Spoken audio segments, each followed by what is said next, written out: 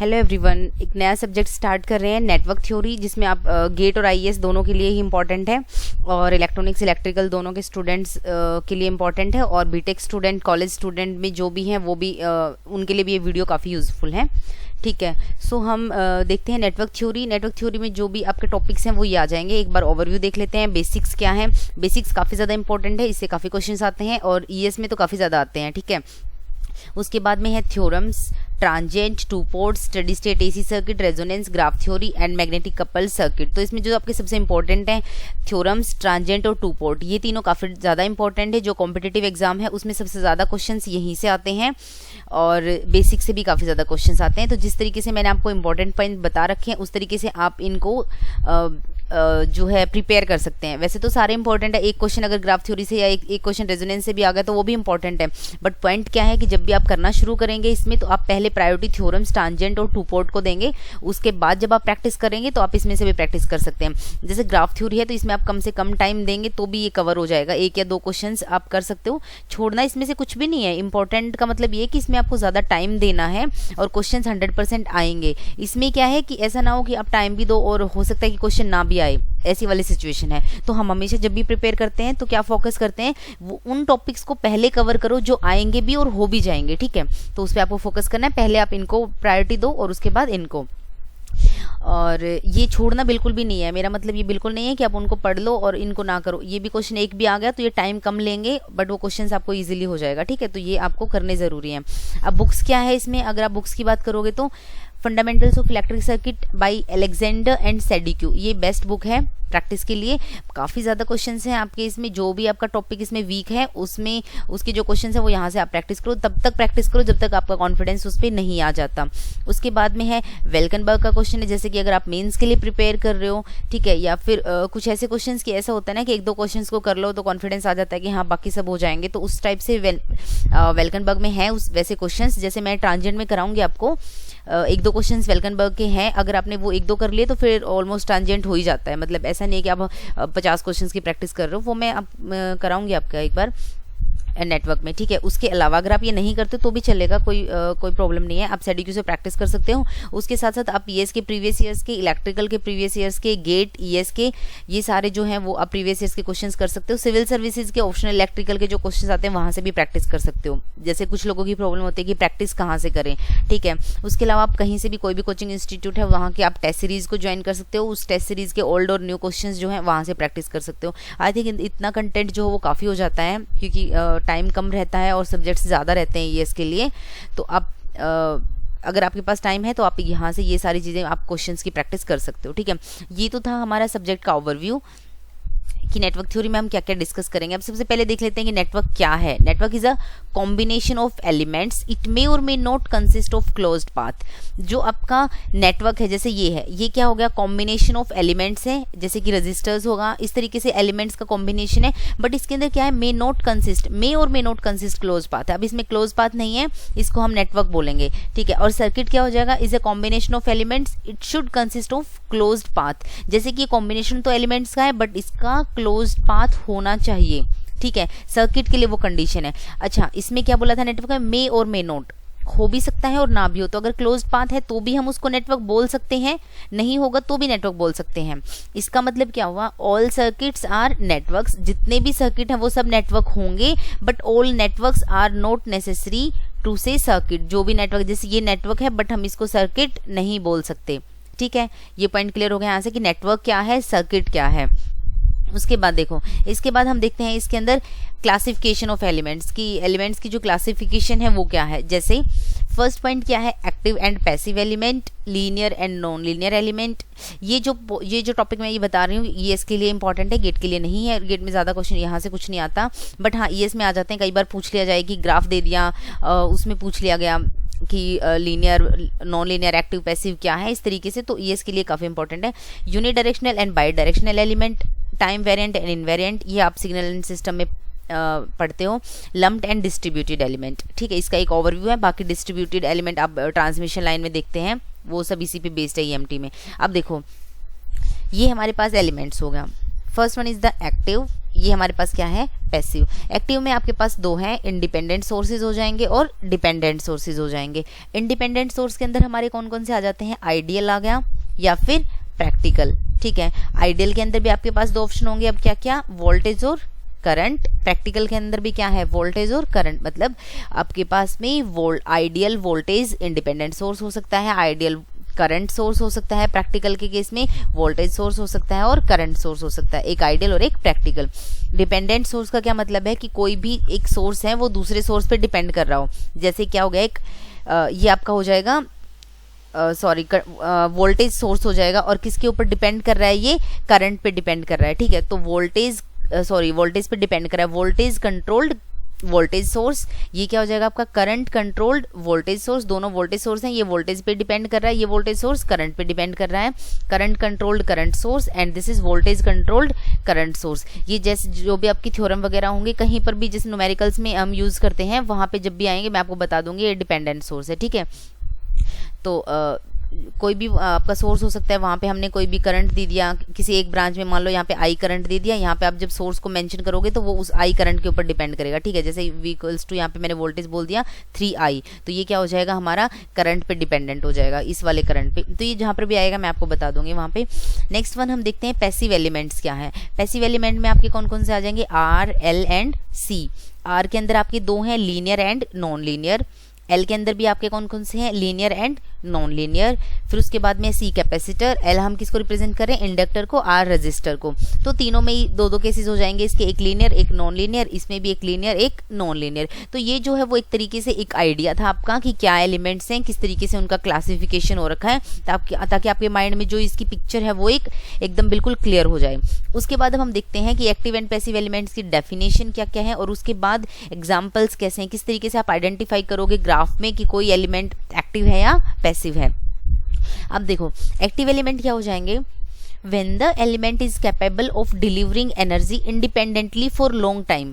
जब कोई भी एलिमेंट काफी लंबे टाइम तक, यहाँ पे फोकस करना, एनर्जी को तो डिलीवर कर रहा है बट कैसे, इंडिपेंडेंटली, तो उसको हम क्या बोलेंगे, active element. For example voltage source, current source, transistor and op-amp, ठीक है। तो ये आपका इसके एग्जाम्पल हो जाएंगे। Voltage source current source independently है वो, ठीक है, हमने कोई भी सोर्स लगा दिया और वो इंडिपेंडेंटली वो एनर्जी को डिलीवर कर रहे हैं वहाँ पे, ठीक है, और लंबे टाइम तक, ये भी ध्यान रखना, for long time. Passive element क्या हो जाएंगे, not capable of delivering energy independently, then it is called as ना पैसिव एलिमेंट। जैसे कि रजिस्टर हो गया, बल्ब हो गया, ट्रांसफॉर्मर हो गया, तो ये जो है वो इंडिपेंडेंटली एनर्जी ट्रांसफर नहीं कर रहे हैं। कोई रजिस्टर हो गया, ठीक है, वो एनर्जी डिलीवर नहीं कर रहे हैं, ठीक है, not capable to deliver energy independently, then it is called as a passive element. ये समझ में आ गया आपको। अब इसमें मैं आपको एक छोटा सा पॉइंट और भी बता देती हूँ। जैसे कुछ लोग कंफ्यूज हो जाते हैं कैपेसिटर को, कैपेसिटर जैसे चार्ज कर दिया, अब ये कैपेसिटर चार्ज है, ठीक है, अब चार्ज होने के बाद में अगर आप वहां से हटा दो तो ये एनर्जी डिलीवर करता है ना, वहां से फ्लो करता है, ठीक है, करंट भी फ्लो करता है, एनर्जी डिलीवर करता है। तो इसको भी बोलते हैं कि क्या है, हम इसको एक्टिव एलिमेंट बोल सकते हैं कैपेसिटर को, तो हम नहीं बोल सकते, क्योंकि हमने इसमें साफ लिखा है फॉर लॉन्ग टाइम। अगर लॉन्ग टाइम तक डिलीवर कर रहे हैं तो हम उसको बोलते हैं एक्टिव एलिमेंट। तो हम कैपेसिटर को एक्टिव एलिमेंट नहीं बोलेंगे, क्योंकि ये बहुत ही शॉर्ट टाइम के लिए एनर्जी को डिलीवर करते हैं, ठीक है। ठीक है, उसके बाद में हम जो है एक्टिव एलिमेंट की आप एक डेफिनेशन और भी ले सकते हो। When the element is having property of internal amplification. जैसे कि आपको ये पॉइंट हो सकता है कि क्लियर ना हो ट्रांजिस्टर वाला और ओपैम्प वाला कि कैसे एक्टिव एलिमेंट है, तो इसकी एक डेफिनेशन और भी होती है। जब एलिमेंट जो है उसके पास एक प्रॉपर्टी होती है कि वो इंटरनल एम्पलीफिकेशन कर सकता है, तो उसको भी हम एक्टिव एलिमेंट बोलते हैं। दो डेफिनेशन होंगे आपके पास, ठीक है, दोनों को ही आपको दिमाग में रखना है। और उसके बाद में एक जो मैंने अभी आपको एग्जांपल दिया, जैसे वोल्टेज सोर्स और करंट सोर्स है, इसको अगर आप सेपरेट करना चाहो तो ये दोनों आपके क्या हो जाएंगे, वोल्टेज और करंट इंडिपेंडेंट सोर्स, और ट्रांजिस्टर और ओपैम्प जो है वो आपके क्या हो जाएंगे, डिपेंडेंट सोर्स, ठीक है। ये एक छोटा सा पॉइंट था। उसके बाद हम नेक्स्ट डेफिनेशन देखते हैं, bidirectional element. When element properties and characteristics independent on the direction of current, then it is called as the bidirectional element. जब आपके पास प्रॉपर्टीज और कैरेक्टरिस्टिक्स का क्या मतलब है, जब आप ग्राफ बनाते हो कोई, उसके अंदर जो उसकी प्रॉपर्टीज, उसकी जो कैरेक्टरिस्टिक ग्राफ बनाओगे आप उसमें, that is independent on the direction of current, ठीक है, वो जो है करंट की डायरेक्शन पे डिपेंड ना करता हो। या फिर आप जैसे कोई भी एलिमेंट ले लिया मैंने, फॉर एग्जांपल रजिस्टर ले लिया या फिर कोई डायोड ले ली, उसकी जो प्रॉपर्टीज हैं मतलब जैसे मैंने डिफाइन कर दिया इसकी कुछ प्रॉपर्टीज हैं, अब करंट की डायरेक्शन चेंज कर दी तो उससे इसकी प्रॉपर्टी चेंज नहीं होनी चाहिए, ठीक है, वो इंडिपेंडेंट होनी चाहिए करंट की डायरेक्शन से, तो उसको हम क्या बोलेंगे, बाई डायरेक्शनल, ठीक है। यूनिडायरेक्शनल क्या हो जाएगा, when element properties depends on the direction of the current then it is called as the unidirectional element, तो वो क्या हो जाएगा आपके पास, यूनिडायरेक्शनल। अब इसका सबसे बेस्ट एग्जांपल है डायोड वाला एग्जांपल, एक मैं आपको दिखाती हूँ, एक सेकेंड, ये देखो, ये देखो फॉरवर्ड बाय, यहाँ पे मैंने दिखाया हुआ आपको, ये एक डायोड है, यहाँ पे हमने इसको फॉरवर्ड बायस किया है, ये पॉजिटिव एंड है, ये पॉजिटिव है, ठीक है। तो अब इसकी जो डायरेक्शन है, इसकी जो प्रॉपर्टीज है करंट की कुछ अलग होंगी, ठीक है, वो फॉरवर्ड करंट होगा, सारे बिल्कुल इसकी डिफरेंट होंगी। अब यहाँ पे देखो मैंने क्या किया, वोल्टेज सोर्स जो है वो उसको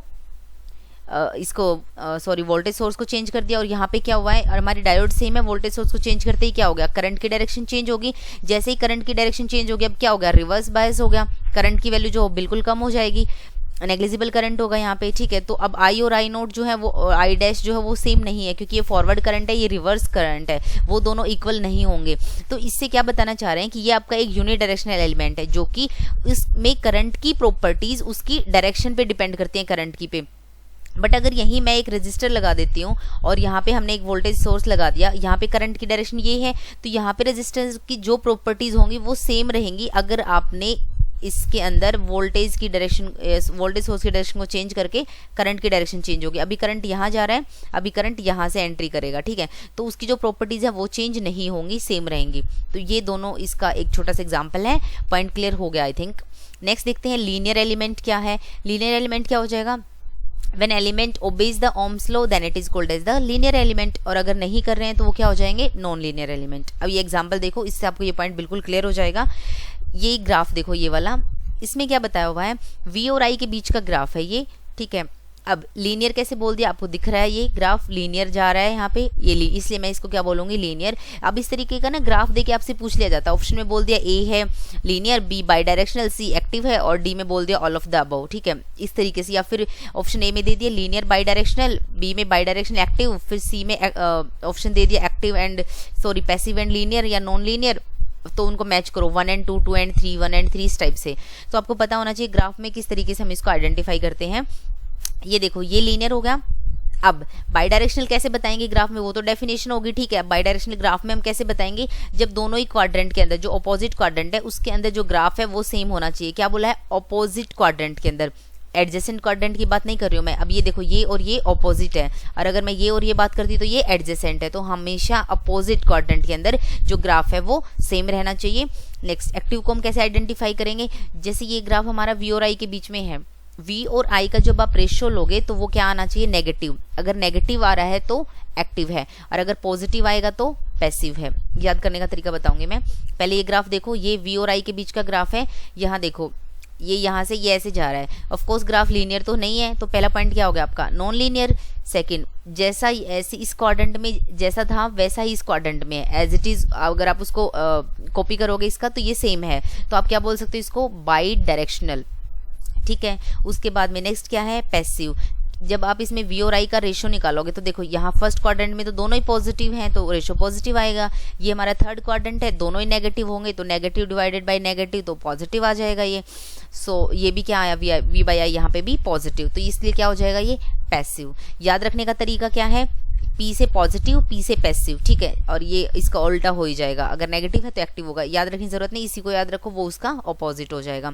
अब इसमें देखो वी और आई का जो ग्राफ है, अब ये देखो इस तरीके से ग्राफ बन रहा है। First of all non linear graph है, लीनियर तो कहीं किसी एंगल से दिख ही नहीं रहा। सेकंड देखो मैंने क्या बताया था, बाई डायरेक्शनल क्या होगा, अगर वो अपोजिट कॉर्नर में, अपोजिट क्वाड्रेंट में अगर सेम है तो बाई डायरेक्शनल होगा, लेकिन ये तो एडजेसेंट में है, तो ये क्या हो जाएगा, यूनिडायरेक्शनल। नेक्स्ट वन, V और I का अगर आप रेशियो देखोगे तो V यहाँ पे पॉजिटिव है लेकिन I नेगेटिव है, तो ओवरऑल V बाई आई का रेशियो क्या हो जाएगा, नेगेटिव, तो ये क्या हो गया, एक्टिव। अब ने एक और देख लो, इसमें ग्राफ ये साफ दिख रहा है आपको, यहाँ तक लीनियर है लेकिन यहाँ जाके नॉन लीनियर, तो ग्राफ क्या हो गया, नॉन लीनियर। सेकंड, ऑपोजिट जो क्वाड्रेंट है उसके अंदर सेम नहीं है, क्योंकि ये यहाँ पे गया हुआ है, यहाँ पे कुछ है ही नहीं, तो ये हो गया यूनिडायरेक्शनल। नेक्स्ट इज द, दोनों में V बाई आई का रेशियो क्या है, पॉजिटिव, तो ये क्या हो गया, पैसिव, P से पॉजिटिव और P से पैसिव। तो इस तरीके से आप इनको आइडेंटिफाई कर सकते हो, ये आपको थोड़ा सा याद रखना पड़ेगा। उसके बाद में एक छोटा सा पॉइंट बचा हुआ है, lump network and distributed network का। सो देखो lump network and distributed.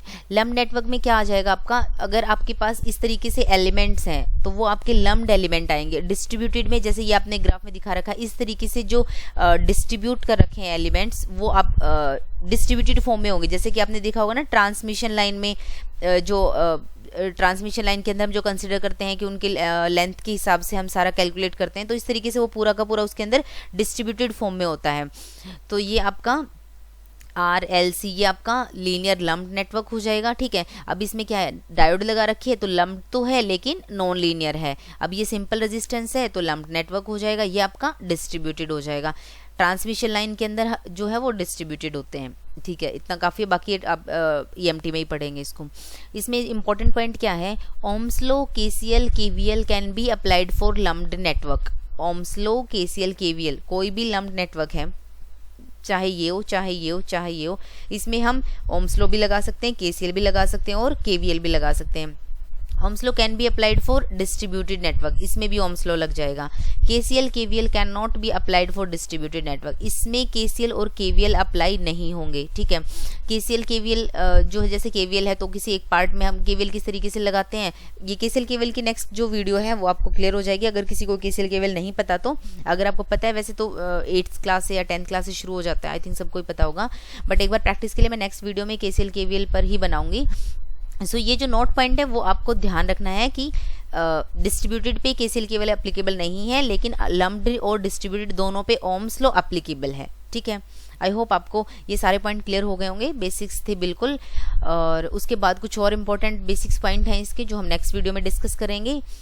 I hope आपको वीडियो कुछ यूज़फुल लगी है। सो प्लीज़ वीडियो को लाइक करें, शेयर करें, और जिसने चैनल को सब्सक्राइब नहीं किया है प्लीज़ चैनल को सब्सक्राइब करें। Thank you.